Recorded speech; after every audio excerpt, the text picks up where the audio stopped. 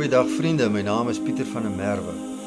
Lekker om weer met julle te gesels. Baie welkom, die ou spannetjie wat al baie jare of baie lank luister en ook nuwe kykers, baie welkom. Ons vertrou dat die Here regtig ook sy doel aan almal van ons bereik. Ons praat mos oor die wederkoms en dit is so naby. Hierdie logo staan vir die weg. Ek sê altyd, dis nou nie een of ander sektariese groepering nie. Dis maar net 'n woordjie wat die Here vir my gegee het rondom hierdie ding en dat ons op hierdie manier die weg met mekaar kan verduidelik waarop ons nou loop en wat aan die kom is.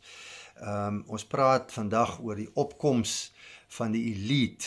Dit is ons onderwerpie vandag en wat die Bybel daaroor te sê het. Maar voor ons begin, kom ons bid net saam. Here, ek dank U dat ons nie weeskinders is nie. Ons dank U, Here, dat ons die lig van die woord het. Ons dank U, Here, dat U Gees dit vir ons oopsluit. En my gebed bly ook, Here, dat wat ons vandag vir mekaar sê, dat dit die waarheid sal wees en dat dit U naam verheerlik. In Jesus se naam. Amen. Vriende, ons praat oor die elite, soos ek nou net gesê het. Nou, dit is 'n term wat wel in sekere vertalings voorkom in Openbaring. Die elite, in baie ander vertalings praat hulle van die rykes of die magtiges of sulke goed, maar dit word wel gesê in sekere vertalings dat die term elite gebruik word. Nou, dit is 'n globale situasie wat voor ons oë afspeel.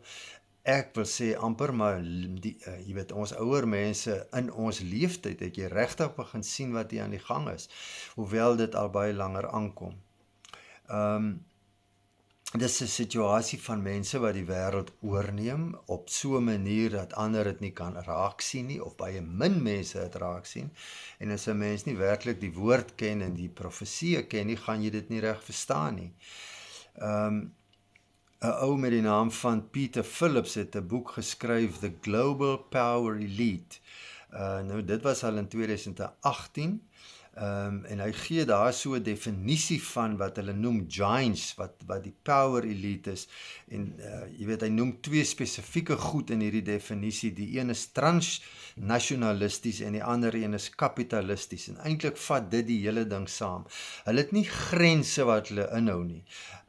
Of jy in Europa is, of in Afrika, of in Amerika, of in Australië, hulle het mag. Hulle het oral mag. Hulle het hulle kloue, hulle sê in al die kontinente van hierdie wêreld. En dan die kapitalistiese onderdeel is dat dit juis daaroor gaan.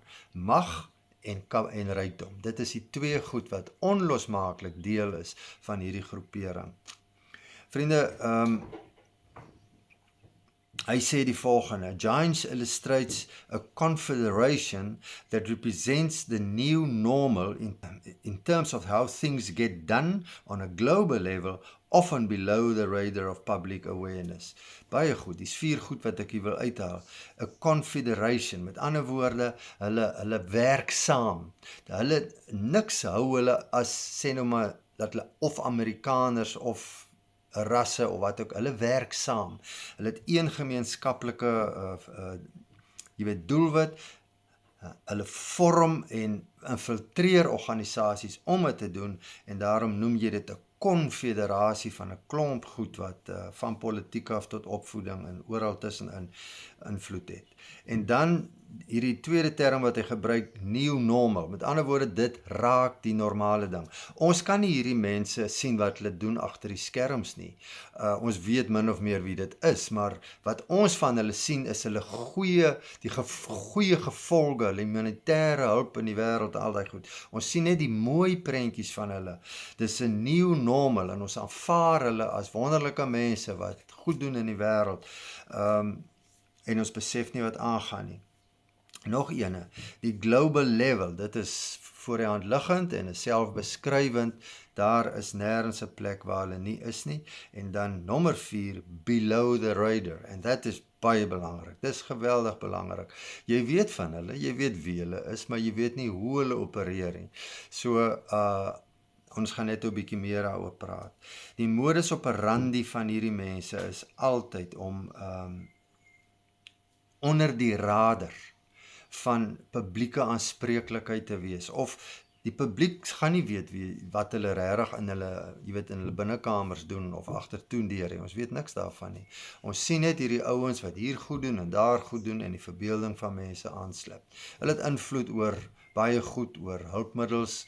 Hulle het invloed hulpmiddels soos informasie, soos kennis. Hulle het geweldige invloed in daai tipe goed en hoe dit oorkom na mense. Invloed in kommunikasie, die pers, internet, die media, geweldige invloed daar. Handel, ekonomie, bankwese, die omgewing, regerings, magtiges. Vriende, oral het hulle hulle hande in, kan 'n mens sê. Nou hierdie selfe Pieter Phillips sê, en ek vertaal nou maar, nie regering, netwerk van opgeleide ryk mense met gesamentlike belang in die bestuur van globale rykdom. Met ander woorde, die voortdurende groei in rykdom. En dit is altyd onderliggend. Hy gaan nooit tevrede wees nie. Hulle gaan altyd ryker en ryker en ryker wil word en ook so gebeur op die stadium. Nou, president Woodrow Wilson het al reeds in 1913 president van Amerika geword. So ons kan nou amper, dis meer as 100 jaar terug. Hy het gesê, onderlangs is 'n krag so georganiseerd, so subtiel, so oplettend, so ineengestrengel, so oorredend dat mens baie saggies daaroor moet praat wanneer jy dit kritiseer. Komende van 'n staatsman. Vriende, dis presies wat dit is. Jy sien die mooi goed, jy moet oor die mooi goed praat, maar oppas om te kritiseer. Jy kan baie vinnig verdwyn. Op die stadium is dit nog nie so nie, daarom kan ek nog hier sit en dit sê, maar ek dink nie, dit gaan vir lank meer so wees nie. Hierdie georganiseerde krag is nie noodwendig net deur middel van die elites nie, maar dit is 'n tydsgees met 'n bose oorsprong. Vriende, ons moet dit nooit vergeet nie. Hierdie is ouens wat boos is in hulle wese. Dit is ouens wat, die Openbaring sê vir ons, in die tyd as die antichrist hier gaan die mense die duiwel aanbid. En ek is oortuig dat dit reeds agter die skerms aan die gang is. Ons het te doen met 'n boosheid wat die wêreld oorspoel. Prys die Here, ons kan dit sien en dat die woord vir ons daarteen waarsku. Janine Weed, nou hoop ek sê haar van reg. Sy het 'n artikel geskryf van Power Elites to Influence Elites. The way they are organized to wield influence enable them to evade public accountability, a hallmark of a democratic society. So almal praat van demokrasie, jy's publiek, jy is verantwoordelik aan die publiek, jy het die Engelse sê accountability, jy het verantwoordelikheid daar, en dis juis wat hulle reg kry om dit, jy weet, te ondergrawe, nie te ondergrawe nie, maar om verby dit te kom. So hulle bly in 'n goeie gees, jy het 'n goeie indruk van hierdie ouens, maar jy weet nie wat hulle agteraf doen nie, is maar presies wat ek net nou gesê het. Nou, daar's 'n geweldige aantrekkingskrag van sakeleiers en hulle perspektief van verligte selfbelang. Dit is die term wat sy gebruik en wat in hulle kringe, beskrywe word. Verligte selfbelang. So daar's maniere om jou posisie, jou mag, jou geld te vermeerder. Dit hoef nie korrek te wees altyd nie. Jy kan dit agter die skerms doen en dit raak, ons sien elke dag hoe dit toeneem. Nou ja, hulle infiltreer sosiale bewegings, filantropiese organisasies, politieke partye, rasse, etniese groeperings, veral ouens wat vir sekere goed opkom, soos Black Lives Matter. In ons eie land sien ons verskillende groeperinge oor die kleurgrense heen, arbeidsorganisasies, arbeidsunies, LGBTQ bewegings, ons praat van klimaatsaktiviste, vroueregte groepe ensovoorts. Vriende, ek sê weer, hierdie goed is satanies gedrewe, het speel in die hand van die antichrist, want hulle berei die regering en die dinge wat hy hier gaan kom vestig, berei hulle vir hom voor. Ek wil so 'n paar name noem van elite. Nou, ek stel myself hier bloot, ek is al reeds, het ons een keer een van ons gesprekkies afgehaal, omdat dit bietjie te veel feite gegee het.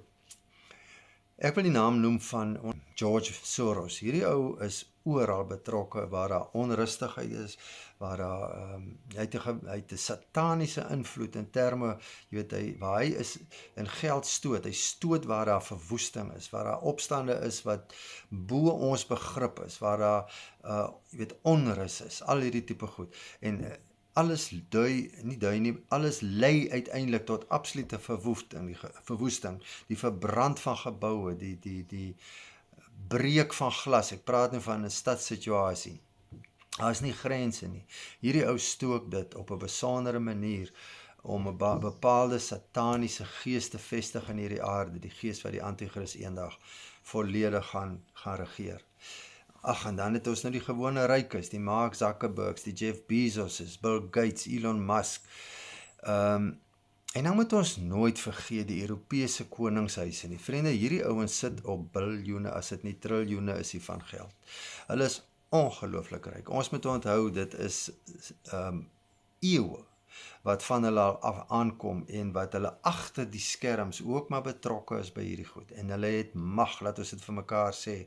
Die regering van Brittanje bepaal nie wat die koning moet doen nie. Hierdie ouens het ongelooflike mag agter die skerms. Vriende, kom ons gaan woord toe en dan kyk ons wat die woord sê vir ons oor hierdie ouens en want die Bybel is nie stil hieroor. Die Here wil weet of wil hê ons moet weet wat daar aangaan. En die een ding wat ek nou 'n bietjie lig op wil sit is hoe die oordeele oor hierdie rykes kom en dit Bybels vir ons beskrywe word, die magtiges, jy weet, die regeerders van hierdie wêreld. En ek wil begin met 'n woordjie in Micha 7 vers 3 tot 4. Hulle hande staan vir niks verkeerd as dit by verkeerd doen kom nie. Die amptenare eis omkoopgeld, net soos die regters. Mense in belangrike posisies maak hulle wense bekend. Hulle sweer met hulle saam en verdraai dan die reg. Die bestes onder hulle is soos 'n gifplant, die eerlikste soos 'n bos met gevaarlike dorings. Maar die dag van afrekening is baie naby. Dit sal 'n tyd van groot chaos wees. Vriende, wat hier in Micha 7 staan is juis die laaste dae en dit verwys na die laaste dae. Vriende, daar's twee skrifgedeeltes en dit is vir my baie interessant verwys hoe hierdie rykes en magtiges gaan wegkruip as die oordeele van God oor hierdie wêreld begin kom. Twee plekke, Ou Testament en Nuwe Testament. Kom ons begin met die Nuwe Testament. Openbaring 6 vers 15. Die rykes en die magtiges kruip weg in die grotte en onder bergkranse. Jesaja 2 vers 19, Ou Testament. Wanneer die Here opstaan om die aarde te skud, sal sy vyande wegkruip in gate en grotte in die grond. So bang sal hulle vir hom wees. Hulle sal inkruip in grotte in die rotse uit vrees vir die verskrikking van die Here en die eer van sy grootsheid. Dan gaan hulle te doen hê met 'n mag wat hulle gedink het hulle vir hulle self kan toeëien, maar 'n mag wat hulle geen verweer teen het nie. 'n Mag wat hulle voor sal moet kruip, 'n mag wat hulle gaan vernietig, 'n mag wat die mag oor hulle het, want dit is die Here van die Here. Vriende, Matteus 6 vers 19 tot 23. Ekskuus tog, laat ek net dit sê. Hier is dit nie so seer gemik op elites nie. Dis gemik op elke mens, oor u en my, oor 'n ding in ons koppe wat ons moet regkry, wanneer ons praat van mag en goed, ensovoorts. Moenie vir julle skatte hier op aarde bymekaar maak, waar mot en roes dit wegvreet en diewe inbreek en roof nie. Maak vir julle skatte in die hemel bymekaar, waar geen mot en roes dit sal kan bykom nie, waar diewe nooit sal kan inbreek en roof nie. Onthou, waar jou skat is, daar sal ook jou hart wees. Jou oog is 'n lamp vir jou liggaam, 'n suiwer oog laat die lig instroom, sodat jou binneste geheel en lig word. Vriende, en dit is wat ons nie sien in hierdie ouens nie. Maar as jou oog vuil en sleg is, versper dit die lig en jou binneste bly geheel en al donker. As die lig wat jy gedink het jy het in werklikheid donkerte is, hoe pikswart is jou donker dan nie? Vriende, dit gee mens koue rillings as jy dit lees en weet, hierdie goed is geskryf vir mense en dit gaan presies gebeur soos ons dit voor ons oë sien, gebeur met mense. En toevallig het hierdie woord, soos ek gesê het, nie noodwendig vir elites geskryf nie. Ons ken almal mense wat op hierdie manier hulle lewe inrig en jy weet wat vir hulle belangrik is. Jesaja 29 vers 20, die mense wat ander intimideer en getuister het, sal almal wegwees, almal wat komplotte gesmee het, sal doodgemaak word. Dit is die woord van die Here. Vriende, ek gaan u Openbaring 18 vers 1 tot 3 lees. Nou voor ek dit lees wil ek net sê, dit beskrywe, die hele hoofstuk 18 beskrywe Babylon. En Babylon is die verpersoonliking van boosheid op hierdie aarde. Dit gaan oor mag, oor sonde, oor godloosheid. En as hy ook praat van ontug pleeg, met sê nou maar Babylon, dat dit te doen het ook met ander gode wat jy aanbid, want jy in elk geval as jy in hierdie rykringe beweeg, dan aanbid jy in elk geval Mammon. So dis die agtergrond hierso. Hierna het ek 'n ander engel uit die hemel sien afkom. Hy het oor groot mag beskik en die aarde is deur sy glans verlig. Hy het met 'n kragtige stem uitgeroep: Geval, geval het die groote Babylon. Dit het die wegkruipplek geword van bose geeste, 'n skuilplek van elke onrein gees, 'n nes van elke onrein roofvoël en van haatlike diere. Vriende, dit gaan nie hier so seer oor die voëls en jy weet die wilde diere nie, maar dit gaan oor juist dit wat hy sê, die bose wat beheer geneem het van mense, onder andere in hierdie organisasies. Vers 3, al die nasies het dronk geword van die dwelmdrank van haar seksuele wanpraktyke. Die konings van die aarde het ongeoorloofde seksuele verhoudings met haar gehad en die handelaars van die aarde het ryk geword uit haar grenslose weelde. Vriende, hierdie seksuele ondertoon het alles te doen met ontug. Met ander woorde,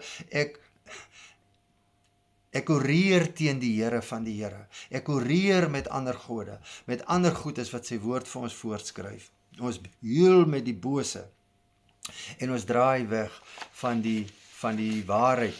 Ons gee onsself uit as, jy weet, ons verpersoonlik onsself in dit wat ons glo in die vyand en in die boosheid van hierdie wêreld. Openbaring 18 vers 9, en ek sluit hiermee af. Die konings van die aarde wat seks met haar gehad het en hulle in weelderigheid gebaai het, sal huil en met groot droefheid reageer, wanneer hulle die rook van haar uitgebrande liggaam sien.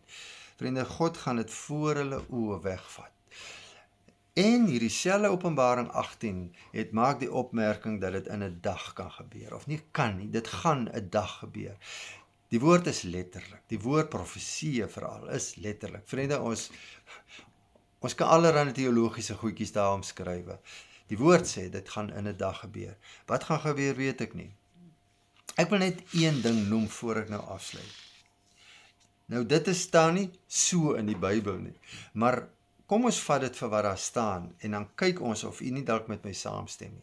In hierdie selfde tyd wat die Antichrist oor hierdie wêreld regeer, en wat hierdie bose beplanning wat al ver gevorder is, absoluut ver gevorder is, dit kan enige oomblik vandag in werking gestel word. Eintlik is dit onder die radar reeds voluit aan die gang. Nou, in die tyd wat hulle saam met die Antichrist in beheer is, het die Here ook sy elite op hierdie aarde. Wie is hulle? En ons lees van hulle in Openbaring 7 en Openbaring 14. En dit is die 144 uitgesoektes wat God kies uit die 12 stamme van die volk van Israel en wat hy gaan gebruik as die lig in hierdie wêreld, as die mense wat die krag van God en die hart van Jesus Christus, glo ek, oor hierdie wêreld gaan versprei. Dis sy elite. Dis sy ouens wat hy uitgekies het. En dit word baie mooi beskryf in Openbaring 14. Jy kan gaan kyk na wat die woord daar sê van hierdie mense en hoe hulle, jy weet, hulle karakter en wie en wat hulle is. Mag die Here hierdie gesprekkie seën en almal van ons, mag ons waarlik sommer net ook weer dat al hierdie goed ons nie moedeloos maak nie, maar ons ek wil amper sê, ons laat uitsien, meer laat uitsien, dat dit wat kom, want ons oog is nie op hierdie goed gerig nie, ons sê dit maar net vir mekaar, omdat dit gebeur, en mense, hier's waarskynlik mense wat nie weet, jy weet, wat is aan die gang nie, en daarom praat ons oor hierdie goed, want ons praat oor die eindtye, en dit is verseker deel daarvan. Kom ons bid net saam. Here, ons prys U, dat U naam, die naam is, bo alle name, bo elke magtige, bo elke elite, bo elke koning, want U is die koning van die konings. Here, mag U naam groot gemaak en verheerlik word, ook in elkeen van ons lewe, sodat ons waarlik elkeen besef, wie is regtig op die troon, voor U buig ons, in Jesus se naam. Amen. Seën vir julle.